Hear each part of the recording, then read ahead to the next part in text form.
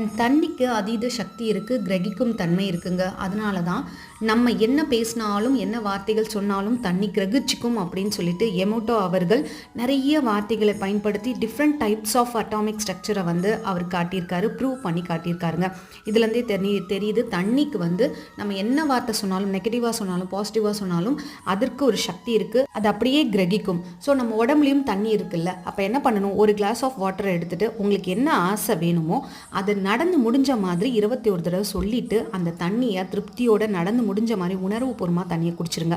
அது உடம்புக்குள்ளே இருக்க அந்த 75% தண்ணியோட கலந்து உங்களுடைய விஷஸை நிறைவேற்றி கொடுக்கும், உங்கள் வைப்ரேஷனாக அது உண்டாக்குங்க.